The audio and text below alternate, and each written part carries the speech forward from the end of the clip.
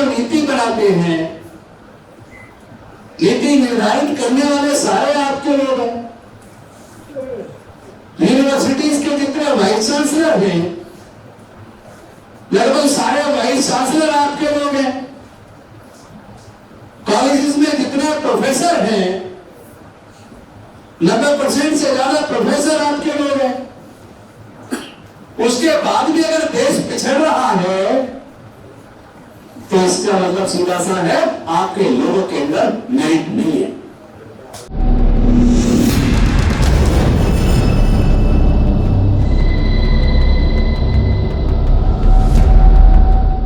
लेकिन एक चीज समझ नहीं आती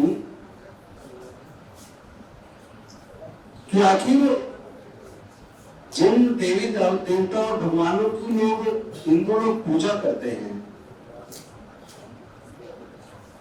वही उनके भगवान जब हमारे समाज के वाल्मीकि मंदिर के अंदर विराजमान हो जाते हैं, तो जिस प्रकार बाकी मंदिरों में हिंदू लोग अपने पत्नी और बच्चों के साथ शामिल होते हैं पूजा अर्चना के लिए, उसी प्रकार महर्षि वाल्मीकि जी के मंदिर में पूजा अर्चना करने के लिए अपने परिवार के साथ क्यों नहीं आते? परिवार के साथ आना तो दूर की बात है, वो खुद भी नहीं आते। जिस वक्त मैं एमएलए बना, उससे एक साल पहले की बात है, 2014 की। महर्षि वाल्मीकि जी का प्रकटोत्सव दिवस था। आरएसएस के लोगों ने मेरे घर के पीछे वाले पार्क में एक आयोजन किया और मुझे भी इनवाइट किया। मेरे घर पे आए, कहने लगे कि महर्षि वाल्मीकि जी का प्रकटोत्सव दिवस है, पिछले वाले पार्क में हम प्रोग्राम कर रहे हैं और आप जरूर आइए। मैंने कहा भाई मैं आपके प्रोग्राम में नहीं आ पाऊंगा। उन्होंने कहा क्यों नहीं आ पाओगे? मैंने कहा इसका कारण मैं आपको जल्दी ही बताऊंगा, लेकिन मैं आपके प्रोग्राम में नहीं आऊंगा। दिए हुए प्रोग्राम के टाइम पर मैं नहीं गया। मैं उसके दिए हुए टाइम से 1 घंटे के बाद गया तो प्रोग्राम समापन हो गया और लोग पार्क के गेट से आरएसएस के वो लोग बाहर आ रहे थे। वो गेट से बाहर आ रहे थे और मैं वहां पहुंचा तो उन्होंने पूछा कि भाई गौतम साहब देखो आप आए नहीं, हम तो आपको बुलाने गए थे। मैंने कहा हाँ, मैंने सुबह कहा था मैं आपके प्रोग्राम में नहीं आऊंगा। आपने पूछा था क्यों नहीं आओगे, तो मैंने कहा मैं अभी नहीं, लेकिन आपको बताऊंगा। मैं आपको बताने के लिए आया हूं कि मैं क्यों नहीं आया। उन्होंने कहा बताइए क्यों नहीं आए। मैंने कहा एक बात बताइए, आप विभिन्न जब त्योहार होते हैं तो क्या आप अपने पत्नी और बच्चों को लेकर मंदिरों में पूजा अर्चना करने जाते हो या नहीं जाते हो? तो सारे कहने लगे कि हाँ जी बिल्कुल जाते हैं। बहुत अच्छी बात है। तो मैंने आप में से कोई एक वो व्यक्ति हाथ उठाए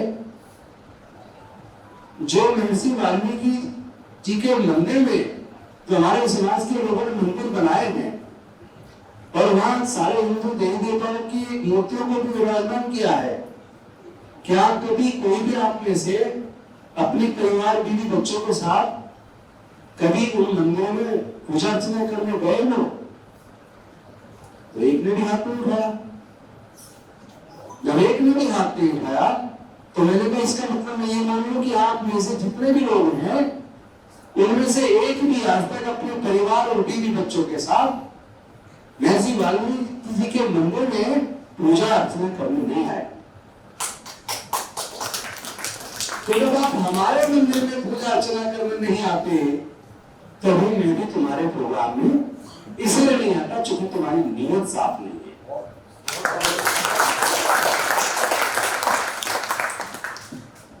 क्या हमारे मंदिरों में आने के बाद वो सारे देवी देवता अपवित्र हो जाते हैं, अशुद्ध बन जाते हैं? उनके पास कोई जवाब नहीं था। और मैं चाहता हूं आप सब लोग इस लायक बनो कि जब भी आपसे कोई सवाल करे और आप उसका जवाब दो तो कोई बोलने की हिम्मत ना करे। हम इंसान नहीं है? हमारा आदमी राष्ट्रपति भी बन जाए तो कहेंगे दलित राष्ट्रपति। और जो राष्ट्रपति बने हैं, क्या किसी ने कहा कायस्थ राष्ट्रपति या मुस्लिम राष्ट्रपति या ब्राह्मण राष्ट्रपति? कभी किसी ने बोला, सुना आपने कि ये ब्राह्मण प्रधानमंत्री है? सुना है किसी ने आज तक? हमारा आदमी राष्ट्रपति बने तो दलित राष्ट्रपति, हमारा आदमी मुख्यमंत्री बने तो दलित मुख्यमंत्री।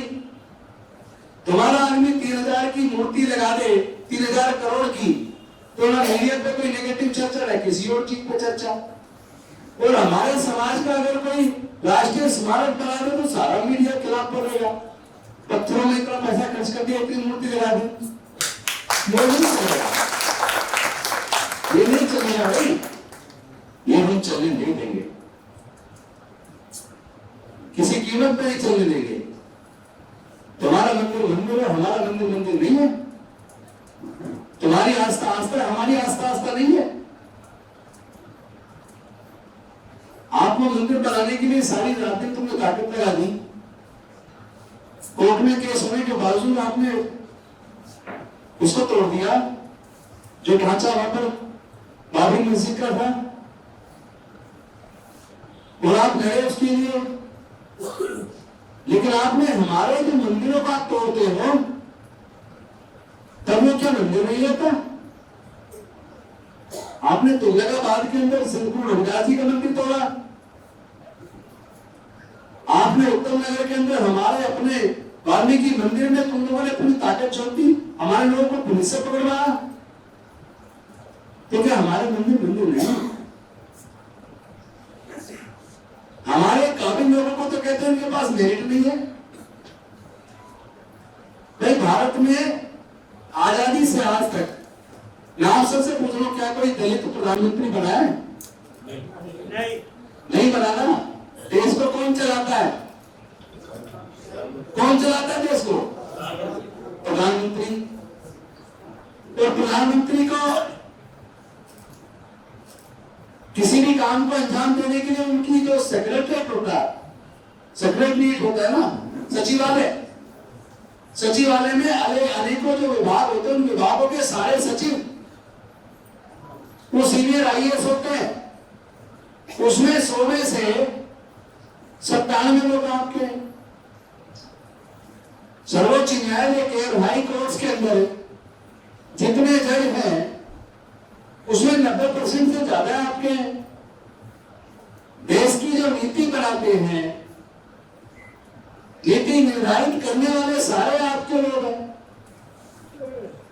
यूनिवर्सिटीज के जितने वाइस चांसलर हैं, लगभग सारे वाइस चांसलर आपके लोग हैं।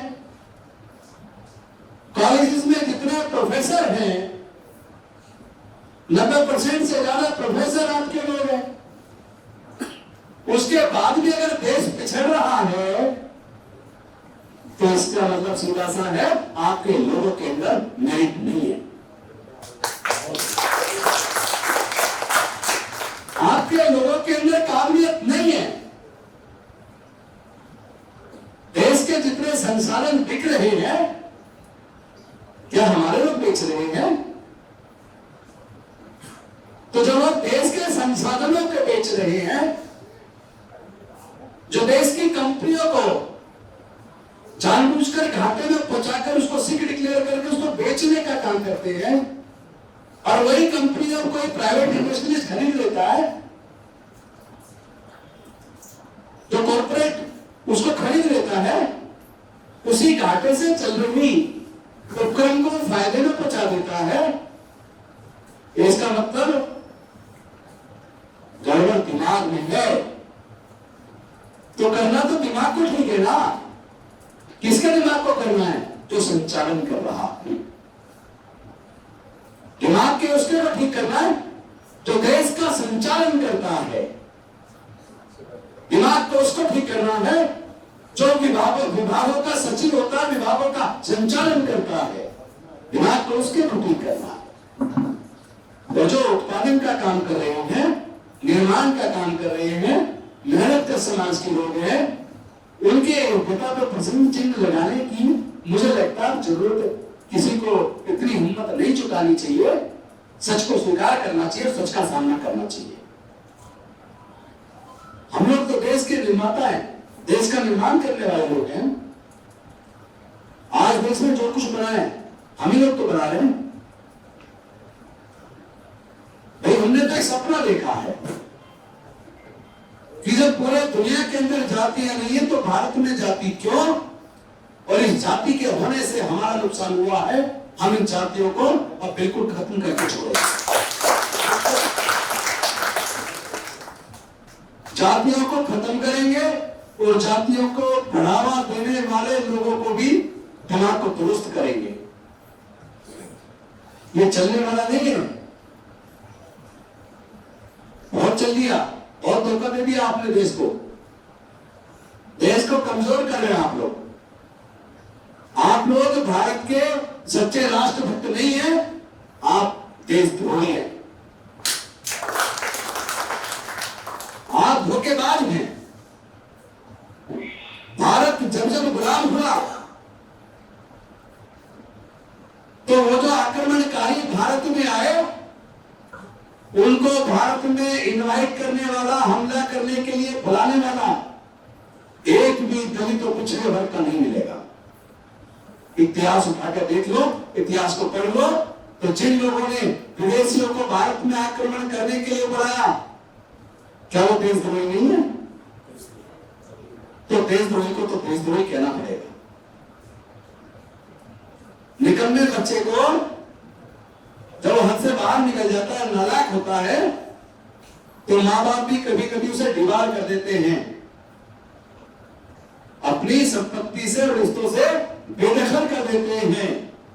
अब समय आ गया है, जो देश को कमजोर कर रहे हैं, देश के साथ गद्दारी कर रहे हैं, ऐसे लोगों को गद्दार भी घोषित करना पड़ेगा।